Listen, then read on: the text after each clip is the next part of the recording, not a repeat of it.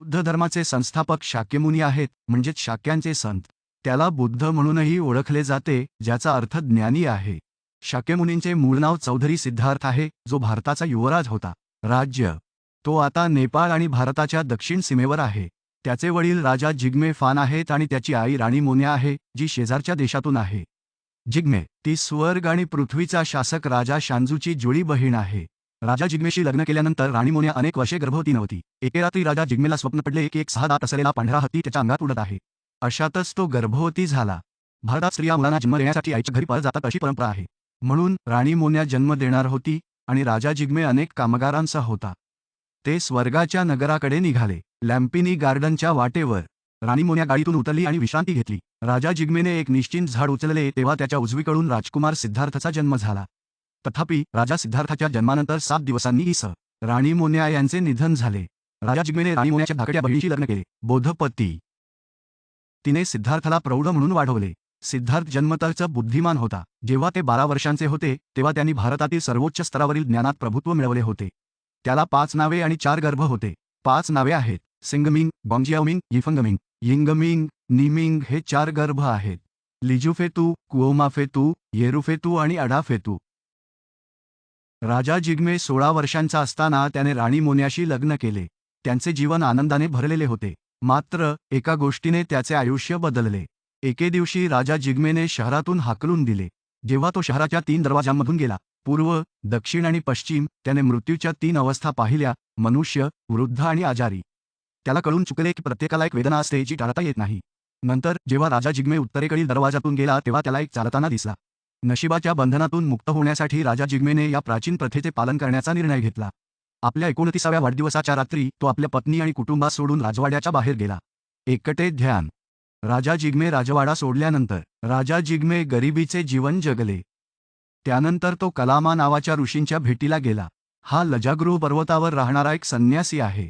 राजा जिग्मे यांना कलामा ऋषी सापडल्यानंतर 4 उदात्त सत्ये कशी मिळवायची हे शिकण्यासाठी ते त्यांच्या मागे गेले. श्वास आणि योग. त्याने लवकरच या पद्धती शिकल्या, परंतु तरीही तो गोंधळातून बाहेर पडू शकला नाही.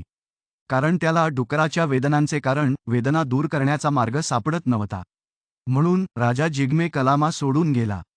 नंतर तो दुसऱ्या संन्यासीच्या मागे गेला, लामा पुत्र, उड्डाण आणि ध्यान शिकण्यासाठी. पण यामुळे त्याच्या मनातील संभ्रम सुटला नाही.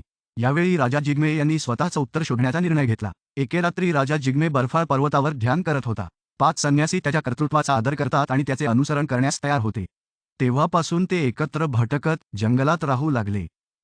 6 वर्षांच्या कठोर प्रशिक्षणानंतर राजा जिग्मेचे शरीर सरपणसारखे जुने झाले होते आणि कोसळण्याच्या उंबरठ्यावर आले होते.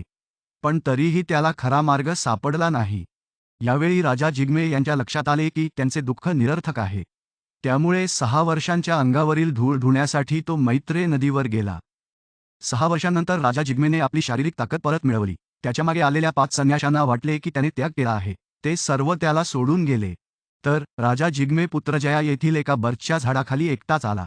तो त्याच्या पायावर बसला, त्याचा भूतकाळातील अनुभव सारांशित केला आणि त्याच्या विचारांची पद्धत पुन्हा समायोजित केली. अनेक दिवसांच्या कठोर प्रशिक्षणानंतर राजा जिग्मे अखेरीस पूर्णपणे जागरूक झाला आणि बुद्ध बनला. त्यावेळी त्यांचे वय अवघे 35 वर्षे होते. बुद्ध झाल्यानंतर राजा जिग्मे त्याला सोडून गेलेल्या 5 संन्याशांना शोधण्यासाठी गेला. राजा जिग्मेने त्यांना पुत्रजयामध्ये शोधून काढले आणि लगेचच त्यांना आत्मसाक्षात्काराचा धर्म शिकवला. जेव्हा 5 संन्याशांनी राजा जिग्मेची शिकवण ऐकली तेव्हा ते बुद्ध झाले. ते सर्व राजा जिग्मेचे अनुयायी झाले आणि बुद्धाचे पहिले शिष्य बनले. त्यांना 5 भिक्षू असे संबोधले जात असे. भिक्षू म्हणजे भिक्षू.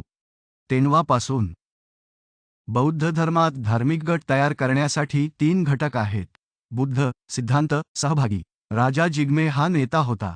बुद्ध धर्म हा सिद्धांत होता. यात 5 भिक्षू सहभागी झाले होते. बौद्ध धर्माचे 3 घटक म्हणतात: बुद्ध, धर्म आणि 3 रत्ने. त्यामुळे राजा जिग्मे यांनाही धर्माचे चाक निर्माण करायचे होते. हे बौद्ध धर्माच्या शहाचे प्रतीक म्हणून परिभाषित केले गेले. 5 भिक्षूंचे रूपांतर झाल्यानंतर राजा जिग्मे यांनी त्यांना धर्माचा उपदेश करणे, भिक्षूंची संख्या वाढवणे आणि विस्तार करणे चालू ठेवले. भिक्षूंचा समूह. जेव्हा राजा जिग्मे भिक्षूंच्या गटाला घेऊन कृष्णनगरात गेला तेव्हा तो शेजारील एका छोट्या जंगलात राहिला. कृष्णा शहर